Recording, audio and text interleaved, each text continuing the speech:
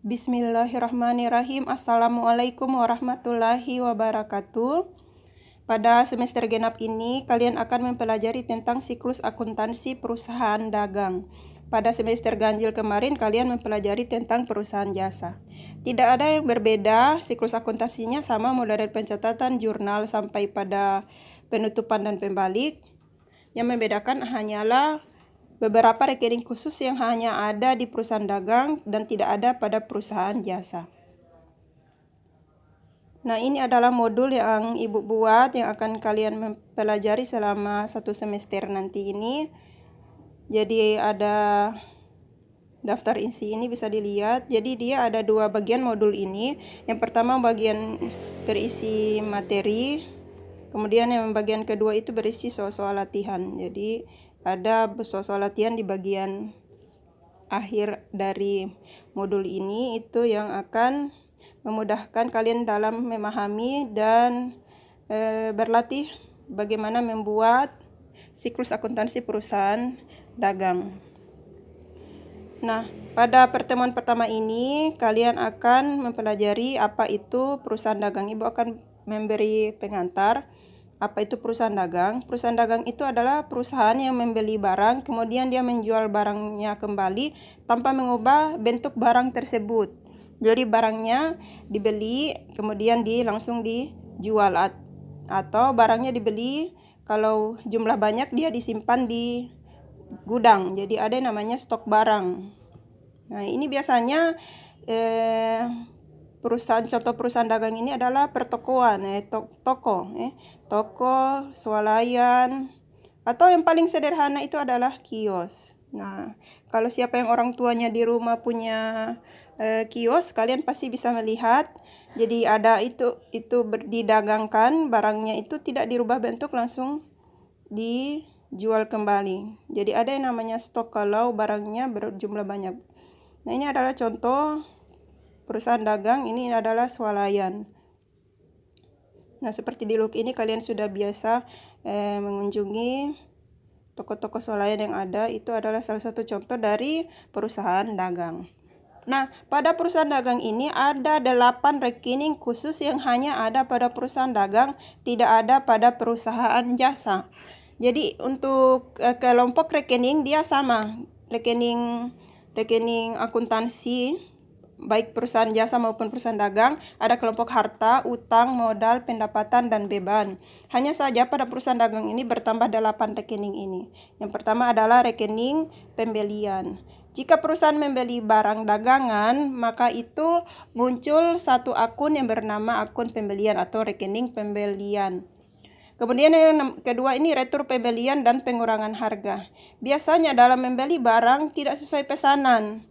Jadi dibeli barang tetapi tidak sesuai dengan yang dipesan, itu harus dikembalikan. Jadi saat mengembalikan barang yang kita beli dari toko lain misalnya atau dari perusahaan lain, kita kembalikan, itu sejumlah yang berapa yang dikembalikan itu harus dicatat dalam satu buku retur namanya dan muncul rekening retur pembelian dan pengurangan harga. Ada pengurangan harga karena dia sudah dikembalikan.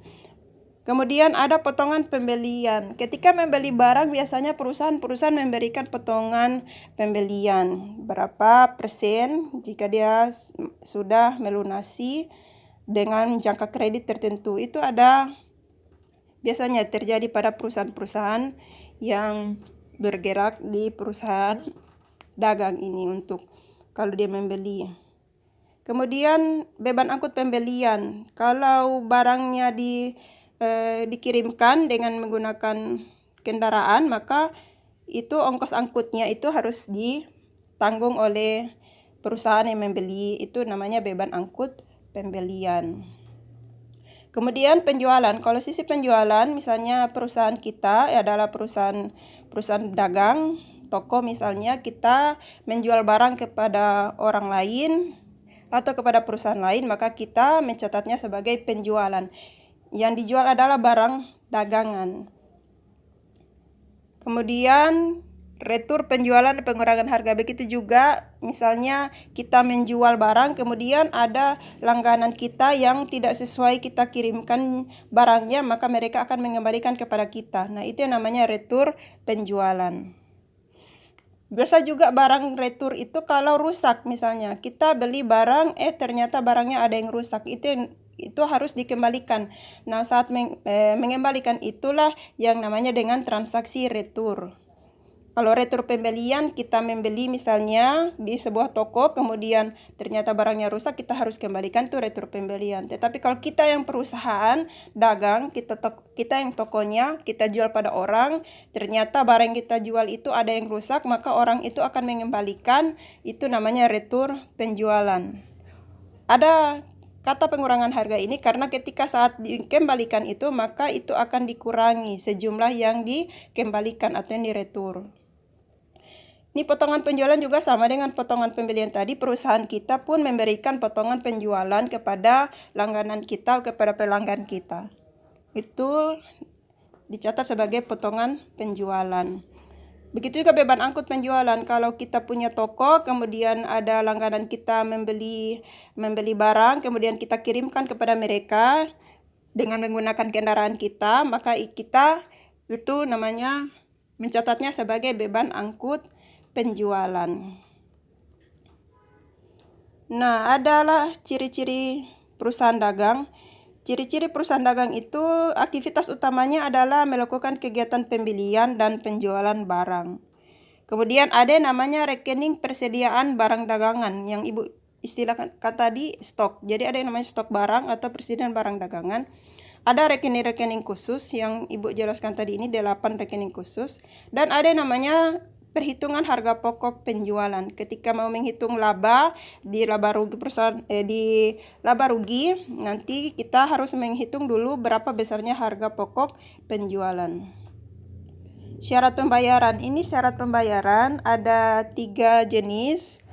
Syarat pembayaran ini berkaitan dengan potongan. Tadi kan ada akun atau rekening khusus potongan pembelian ataupun potongan penjualan.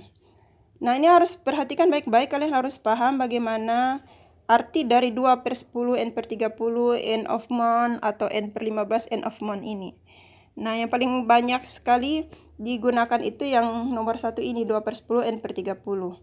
Artinya 2/10, N/30 ini apabila pembeli dapat melunasi hutang pembeliannya dalam jangka waktu kurang dari 10 hari, maka akan menerima potongan sebesar 2%. N/30 itu adalah jangka kreditnya. Nah, ini 2/10. 2 ini adalah persennya, 2%. Kalau pembeli bisa melunasi dalam jangka waktu yang ditentukan ini, dia ditentukan per 10 berarti diberi waktu 10 hari. Jika dia mampu melunasi dalam jangka waktu kurang dari 10 hari, maka diberikan potongan sebesar 2%. N/30 itu dia jangka kreditnya 1 bulan. Misalkan yang lain 3/10 N/30. Artinya jika melunasi dalam jangka waktu kurang dari 10 hari, maka mendapatkan potongan sebesar 3%. Kalau contoh lainnya lagi, misalnya 5/15. Tuliskan supaya lebih mudah dilihat. Misalnya 5/15 N/30. Ini artinya jika pembeli mampu melunasi dalam jangka waktu kurang dari 15 hari, maka akan mendapatkan potongan sebesar 5%. Ini adalah jangka kredit 1 bulan ini, N/30. Nah, ini harus kalian benar-benar paham sekali ini, karena nanti akan sering keluar di dalam transaksi-transaksi perusahaan dagang yang ada dalam modul ini. Kemudian syarat penyerahan barang. Syarat penyerahan barang ini ada 2 syarat. Yang pertama bernama perangko gudang pembeli atau FOB Destination Point. Perangko gudang pembeli ini artinya semua ongkos angkut barang mulai dari gudang penjual sampai gudang pembeli yang tanggung adalah penjual. Syarat ini disebut juga dengan loko gudang pembeli. Kalau perangko gudang penjual, semua biaya angkut barang mulai dari gudang penjual sampai gudang pembeli, yang tanggung adalah pembeli. Syarat ini disebut juga dengan loko gudang penjual. Nah, itu adalah pengantar singkat tentang akuntansi perusahaan dagang.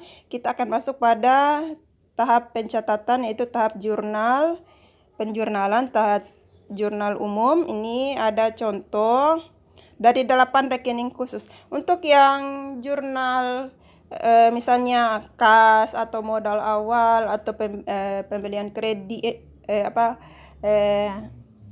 transaksi utang atau piutang, atau ada pendapatan atau pembayaran beban-beban, prive, modal dan lain-lain, itu sama dia jurnal umumnya dengan perusahaan jasa.